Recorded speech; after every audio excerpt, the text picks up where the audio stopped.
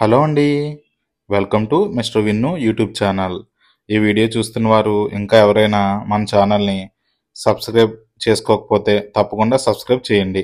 మన వీడియోలన్నీ కూడా మీకు వచ్చేస్తాయి. అలాగే ఈరోజు ఆనపత్తి వెంకటేశ్వర స్వామి గుడికి 4వసారి మెండపేట ఎమ్మెల్యేగా గెలుపొందిన వేగుల జోగేశ్వరరావు గారు మన ఆనపత్తి కెనాల్ రోడ్లో ఉన్న వెంకటేశ్వర స్వామి గుడికి వచ్చి మొక్కులు చెల్లించుకున్నారండి.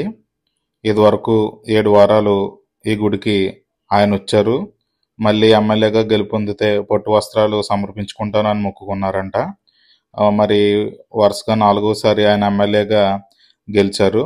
ఈరోజు ఆయన వచ్చి స్వామివారికి ప్రత్యేక పూజలు చేసి పట్టు వస్త్రాలు సమర్పించుకుని స్వామివారి అనుగ్రహం ఆయన పొందారు.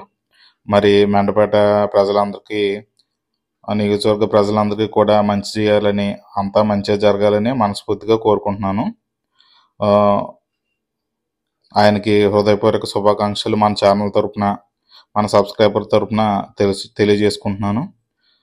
తప్పకుండా మన వీడియోని, మన ఛానల్ని సబ్స్క్రైబ్ చేయండి. అలాగే మీ ఫ్రెండ్స్ అందరికీ కూడా షేర్ చేయండి.